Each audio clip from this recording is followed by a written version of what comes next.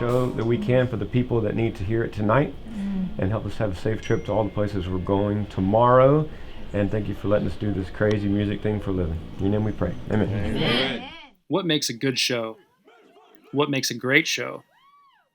What makes a life-changing show? Is it a good band? Good songs? Smoke and lights? It's much simpler than that. Wow. A good show is a well-run show. Crazy. No matter how simple or elaborate your stage setup is, a great show is one that flows well.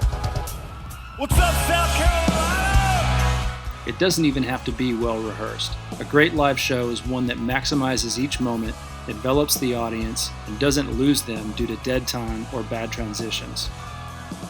Using tracks in your show has always been the answer to making your transitions better, but I've always loved playing shows that are spontaneous and improvised, when even the band doesn't know what's going to happen next.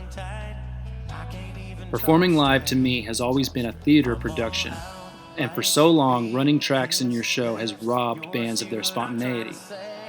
I committed myself to change this and develop a flexible way of running my band's show that would allow us to use an arena-level production while still being able to improvise on stage, change the set list at any time, and give us the option to be spontaneous every night.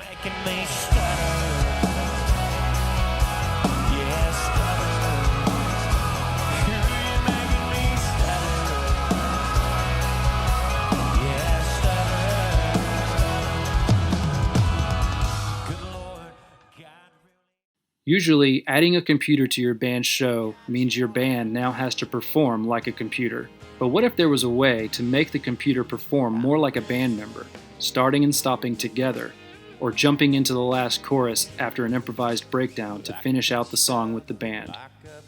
In other words, instead of rehearsing your band endlessly in an effort to eliminate all on-stage problems, we needed a way to recover from them without breaking the show's flow or losing the audience's attention. This turned into a whole new philosophy about how a tracks rig should run. This new tracks philosophy always maintains these 4 things. Flexibility. The worst thing about using tracks is having to play every show the same way forever. I wanted a way to be able to make our show flexible and not be locked to anything ever. I wanted a responsive tracks rig that would allow us to overcome any problems that could possibly happen on stage. For example, what do you do if you're playing to tracks and your singer drops his microphone right before a verse starts? I wanted to bring spontaneity back to the live show and give the band the ability to make every night different. And finally, I found the best way to use tracks live is to use them as little as possible and to not use them at all in certain moments. This is the electronic side of the drum set.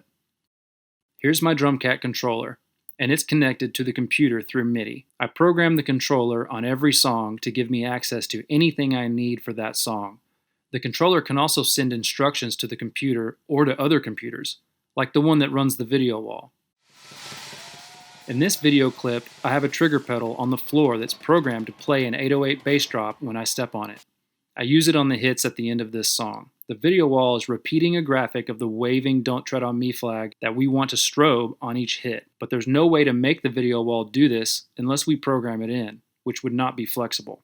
To make the wall strobe in a flexible way, I've added a MIDI strobe command to an unused trigger input on the DrumCat. It's a simple note-on command that lasts 4.5 seconds. I don't want to add another pedal for this command, so I'll link this trigger to my trigger pedal on the floor. It seems like a lot of work, but now that it's programmed, the 808 drop pedal strobes the video wall 4.5 seconds every time I hit it. It's no more work for me during the show. I just play the drums and use the pedal I was already hitting on the last 5 hits to strobe the wall with the band. The band watches me for the hits, and I'm watching Granger for the hits. All of us on stage, even the computers and video wall, are hitting together. I also have to add a video kill command to another pad to black out the video wall at the end.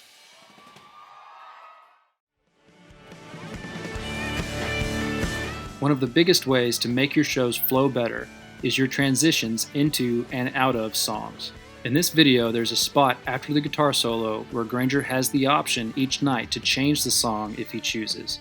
We don't always have the time to extend this song every night. and the decision usually isn't made until the last second. You can see here, when I hear Granger start talking instead of singing, I quickly grab a stick and hit stop and click. You know what I think this night needs, Iowa? Some good old Iowa country chicken picking guitar. This starts a click loop, and Granger is free to improvise. None of us know how long this will last or what he will do. This pad toggles back and forth between stop clips and launching the click loop for the song. It kind of makes my shoulders do like this. Having both commands mapped to the same pad makes it easy. Just 2 quick taps will stop the tracks and then start the right click loop.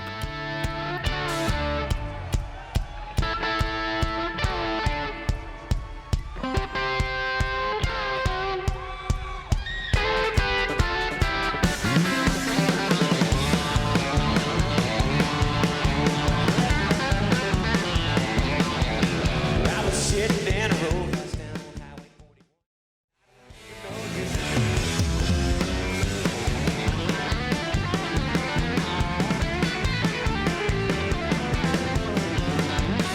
The next time I hit that pad, it will stop clips again, which will come in handy right here, where I'll stop it again and really slow it down with no click for this bluesy section. Best thing I remember, I was here with her, standing by a woman in a long white T-bag. Now it's time for the guitar dual solo. To make this section as tight as possible, you'll see me turn the volume up on my wireless pack here. The click is still off, so the guitarists are actually setting the tempo for us here.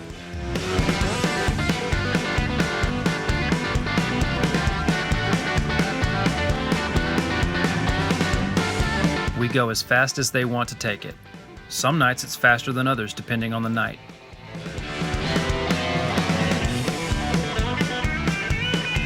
It's moments like these when you need the ability to turn the click off and really listen to each other as a band.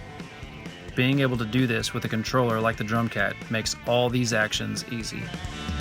What started as a normal song off the album turned into a song, a breakdown, a solo break, a cover song, and a dueling guitar solo to end it all, without having to mix down any new tracks, all made possible with just a stop button and a click loop.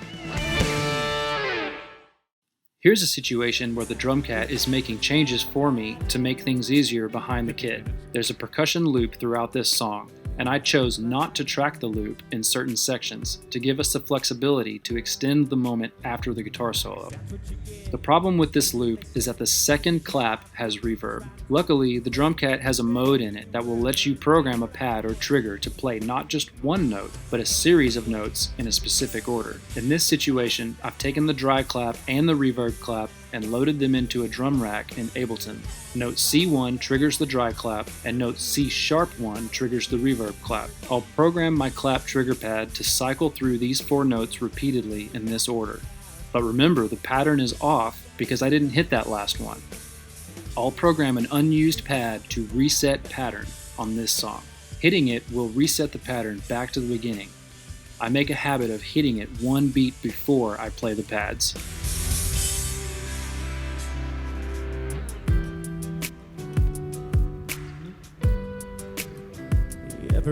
This may seem like a lot of work again, but with a little bit of programming, now I don't have to add a 3rd trigger pad to my kit just to play the reverb clap, and we can remain flexible during this song and don't have to track the loop.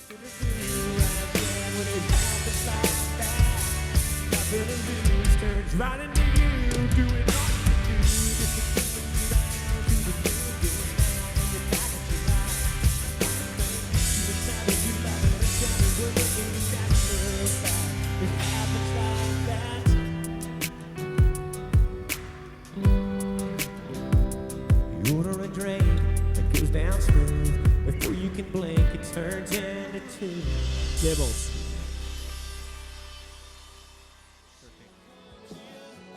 Here's a song that starts 100% off of Granger. We're coming out of a song called When the Good Guys Win, and I'll be going straight into a drum beat to intro the next song. Again, I'll start just the click loop and start playing.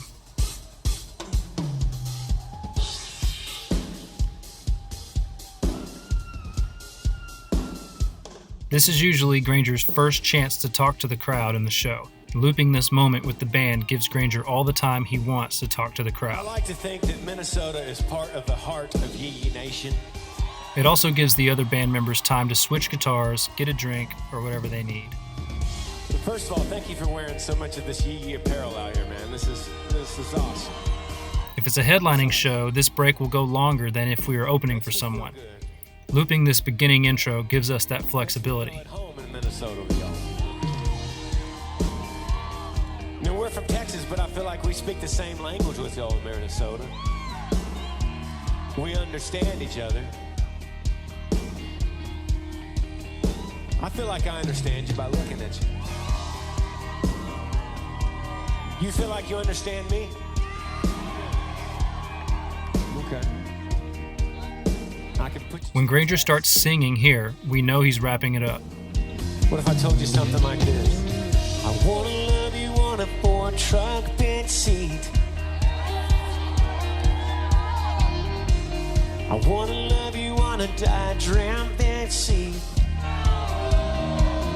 Here we go. I wanna love you on a Toyota Prius. The song still hasn't started yet. I'll stop the loop here to slow down. That's not me.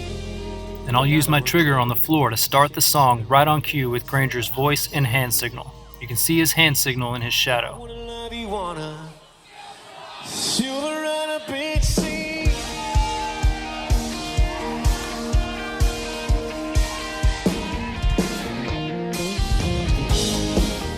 From this point on, we're in sync with the click and the video wall.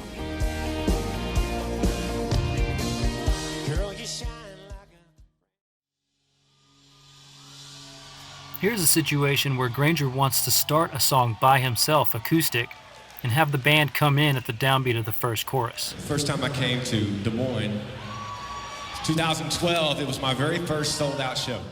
Granger's on his own right now with no rush to get into the song or wrap up what he's saying. I told you I'll never forget Iowa. Never. The album that got me there was called Dirt Road Driveway.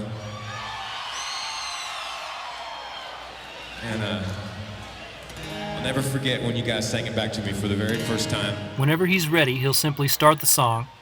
The band will follow A along. song called Miles and Mud Tires. I'm doodle burned out from a hard week. And when the chorus comes, I'll do a quick, short drum fill and hit the downbeat of my chorus 1 pad. I need a Friday night and a cold sip. I need sunshine and gasoline. Oh, give me those miles and mud tires, smoking backbones like a bonfire. This will start the computer, the click, and all the lights on at the downbeat of the first chorus. And we're all in from there. When I've lost my soul, they go, we're gonna be right back.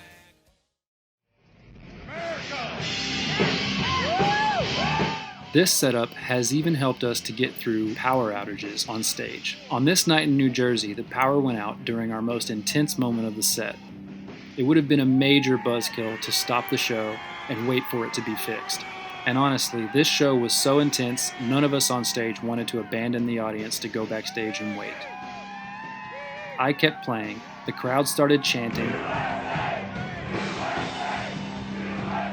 and when the power came back on, Granger picked right back up where he left off, and I was able to get the computer back in on the last chorus of the song.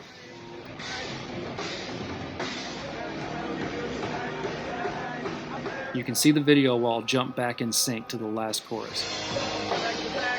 Everything ended together and the crowd went wild, having experienced a truly spontaneous moment that none of us would ever forget. This flexible track setup, as complicated as it seems, has kept us on our toes for the last 5 years and made us a better band the whole way. Every show we play is unique, and we can adapt our songs to any situation on the fly. Whether it's a shorter than usual opening set, nailing the timing on a live TV broadcast, Back road song, Granger Smith. or hosting a Facebook Live event for 3,000 fans. All right, thank you guys so much. There's nothing you can't do if you can make the machines obey. Thanks for watching my rig rundown. Please comment below if you have any questions or ideas for future videos. Hit the like button and subscribe to my channel to stay up to date on new content I'll be uploading almost weekly. Until the next one, I'm Dusty Saxton. Keep on drumming.